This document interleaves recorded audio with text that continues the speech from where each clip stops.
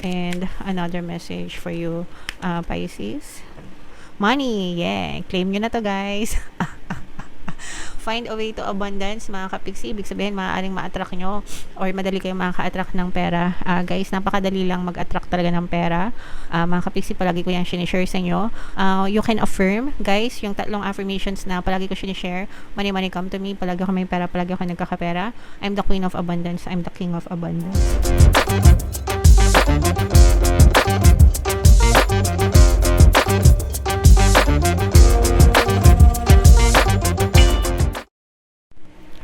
Hello guys, hello Pisces. Welcome back to Pinay Pixie Tarot. Ang pamagat ng episode natin for tonight is messages from the universe para ngayong March to April para sa Pisces, Sun, Moon, Rising, Sign, and Venus. Kung ano na lang yung makaresonate guys, take that message kasi hindi lahat ng message magre-resonate sa inyo. So, yung first message, guys, follow your intuition, mga kapiksi. Sundin nyo yung intuition nyo. Especially, guys, kung meron kayong kailangan pagdesisyonan tapos parang nagugulumihanan kayo or naguguluhan kayo. Unang-una, syempre, magdasal muna kayo, mga kapiksi, no? And then, kung ano yung sabihin ng intuition nyo, yun yung sundin nyo. Kasi, kapag nagdadasal kayo, pinapakinggan kayo, and your spirit guides will always guide you. And yung ating mga spirit guides, bawat isa sa atin, guys, ay may mga gabay, no? And yung intuition natin, yun yung pamamaraan ng mga spirit guides natin para gabayan tayo sa tamang landas. So, we can never go wrong kapag sinunod natin yung intuition natin, mga kapiksi, hindi tayo mapapahamak. Okay? So, just remember to pray first. Magdasal muna, mga kapiksi, para hindi talaga kayo mapahamak.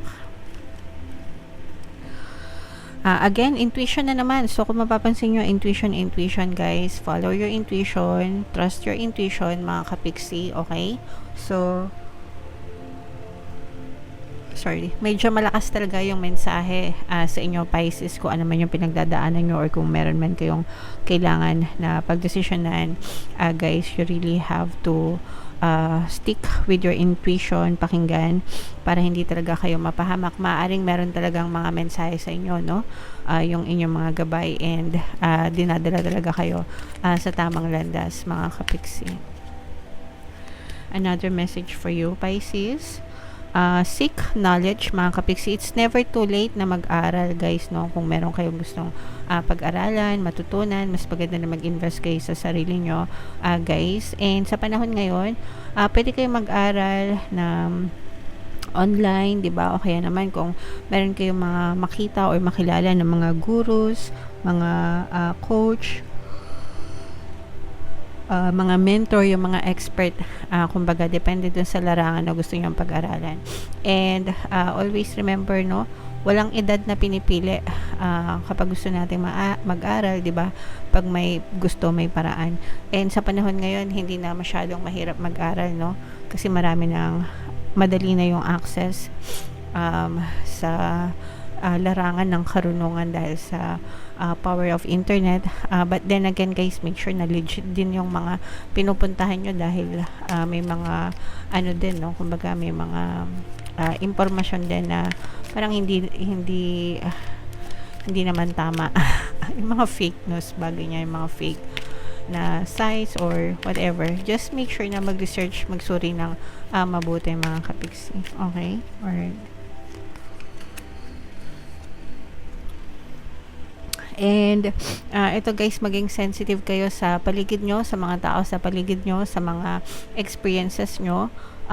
Mararamdaman nyo naman, guys, kung positive or negative yung nasa paligid nyo, mga kapiksi. And kapag negative yung nararamdaman nyo, by all means, layuan nyo yung sitwasyon na yan or yung tao na yan, guys, kasi para hindi kayo mapahamak. Okay? Importante na palagi natin pinapalibutan yung sarili natin ng mga positibong tao, positibong mensahe or mga positibong impormasyon, positive energies, guys, para yun din yung na-absorb natin, mga kapiksi. Okay? Alright. And another message for you, Pisces. Money, yeah. Claim nyo na to, guys. find a way to abundance, mga kapiksi. Ibig sabihin, maaaring ma-attract nyo or madali kayo makaka-attract ng pera. Guys, napakadali lang mag-attract talaga ng pera. Mga kapiksi, palagi ko yan sinishare sa inyo. You can affirm, guys, yung 3 affirmations na palagi ko sinishare. Money, money come to me. Palagi ako may pera, palagi ako nagkakapera. I'm the queen of abundance. I'm the king of abundance. So, I live by those affirmations, mga kapiksi. Ibig sabihin, araw-araw ko yan sinasabi, and ever since nag-start ako ng conscious manifestation, guys, sobrang ibang-iba na yung naging pagbabago sa buhay ko compared before. Kaya ako siya sinishare sa inyo, guys, kasi there's magic in your words, okay? Para matuto din kayo and para mabago nyo din yung buhay nyo. Unti-unti yan, hindi naman yan instant. And also, libre lahat ng ating mga pampaswerte subliminals dito sa ating channel, no? Papakinggan nyo na lang. Punong-puno yan, guys, ng mga money affirmations sa inyo. And kung babasahin nyo yung mga comments, guys, ang dami ng success stories. So, tiyagain nyo lang, pakinggan nyo. And of course, syempre, kapag nakikinig kayo subliminal, importante na magpasalamat and wag na kayong magnega, kasi pag nagnega kayo, mga kapiksi, doon na kinakancel nyo yung epekto ng subliminal, okay? So, just be positive, guys, and listen to subliminals. Ito, guys, i-mind nyo na yan sa comment section. Mind money. Mind pera, pera, pera. And yung mga may affirmations na shinare ko, guys, i-comment nyo na rin sa comment section. And Battle of the Blues, guys, take steps toward positive change. Kailangan talaga, guys, maging positibo kayo kahit gaano kahirap ng buhay nyo, kahit gaano ka-negatibo ng buhay nyo, guys. You really have to step up, no? Kailangan nyo talaga magbago. You have to be positive. Hindi natin sinasabi na be positive para ma-motivate kayo, kasi sinasabi namin na natin na maging positive kayo para yun yung ma-push out sa inyong physical reality. You have to understand na you are always manifesting 24/7. It never stops, guys. Hindi yan tumitigil, whether conscious or unconscious, nagmamanifest kayo, whether positive or negative, nagmamanifest kayo, guys. Ang maganda lang kapag aware kayo na nagmamanifest kayo, conscious din kayo sa iniisip nyo, mga kapiksi, and yun din yung mapupush out sa inyong physical reality. Unlike kapag hindi nyo alam na nagmamanifest pala ako, sometimes or most of the time negative kayo, kaya negative din yung napupush out sa physical reality nyo. So, guys, please, kahit 1,000,000 beses kong sabihin sa inyo, be positive, be positive, be positive, kasi yun talaga yung mapupush out sa physical reality nyo, okay? Alright, so comment down below, mga kapiksi, if feeling nyo nakaresonate kayo. Bunot pa tayo isa dito. Ito, guys, i-mind nyo na tong money na to, pera, i-mind nyo, tsaka itong positive mindset na to, guys, i-mind nyo na, okay? So, habang sinashuffle ko to, guys, panoorin nyo muna yung video natin regarding sa ating paano mag-manifest ng abundance video course. Kapiksi, sawa ka na ba sa mga struggles at hirap sa buhay mo? Masipag ka ba at masikap sa buhay ngunit hindi ka pa rin umaasenso? Ilang beses ka na bang nag-attempt mag-negosyo at mag-invest pero palagi ka pa rin nalulugi? Sa pagkakataon na ito ay maaaring may subconscious beliefs ka na nagiging balakid sa iyong pag-unlad at pagyaman. Introducing, paano mag-manifest ng abundance video course. Dito ay matututunan mong ma-overcome ang mga balakid mo para tuluyan ka ng umunlad, umasenso, sumagana, maging matagumpay, successful at maswerte sa iyong kabuhayan, pera, trabaho, negosyo sa lapi at kaperahan ng bonggang-bongga. Dali, mag-send na ng email sa pinoypixie@gmail.com at simulan na ang iyong pagyaman ngayon. Alright, so sa lahat ng gusto mag-avail ng course, guys, naka-flash sa screen nyo. Una, meron tayong paano mag-manifest ng abundance video course. Pangalawa, meron din tayong paano mawala ang third party at magkaroon ng harmonious na relationship. And meron din tayong email coaching, manifest your desires using the law of attraction. So sa mga interesado, mga kapiksi, mag-send lang kayo ng email sa pinoypixie@gmail.com. So guys, ito yung ating additional message. We have the dolphin energy play, mga kapiksi, okay? Swim in the happy joy of living. Inhale confidence and exhale fear. Dive into your wisdom, go with the flow. So, napakaganda, guys, 'di ba? Positive na positive, maglaro, play, 'di ba? Pag nagpe-play kayo, malungkot ba kayo? Syempre hindi.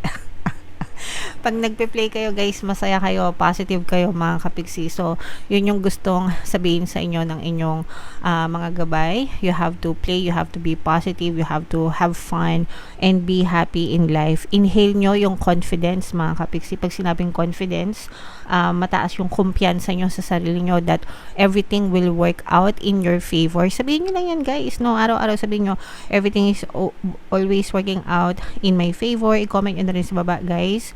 Pabor sa akin ang lahat ng sitwasyon sa buhay ko. Magiging okay din ako, malalampasan ko lahat ito. Kung kaya ng iba, kaya ko rin, di ba? Yung mga ganun, mga kapiksi, talk to yourself positively. You have to convince yourself, no?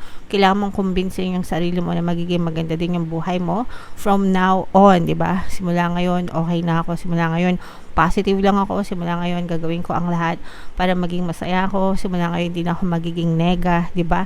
You have to help yourself, mga kapiksi. Kailangan mong tulungan yung sarili mo, di ba? Para talagang magbago yung buhay nyo. And you have to exhale fear. Pag sinabi exhale fear, eliminate, nada, bye-bye, babush, forget about fears, forget about the existence of fear, di ba? Nakakasira ng buhay yan, nakaka-stress, nakakulubot, mga kapiksi, no? And yeah, so never mind your fears, mga kapiksi. Dive into your wisdom and go with the flow. Hayaan natin si universe, no? Ibibigay niya sa atin yung mga manifestation natin, yung mga gusto natin in its divine time, guys, no? Kaya dapat palagi lang kayong mag-persist dun sa mga bagay na gusto nyo and have faith and trust that the universe will always give it to you, and just have fun manifesting your desires. Again guys, no, manifestation never stops. It's always working, positive or negative. So make sure na palagi kayong maging positibo para palagi din positive yung ma-push out sa inyong physical reality, Pisces. Okay? Alright. So, comment down below guys if feeling nyo naka-resonate kayo for more tarot readings, mga kapiksi. Ito yung playlist nyo. Ito naman yung ating success stories ng ating paano mag-manifest ng abundance video course. Click here to subscribe guys. Ito yung ating mga pampaswerte subliminals. Thank you for liking, sharing, and subscribing. See you again next time. I love you all guys. Have a nice day. Bye-bye.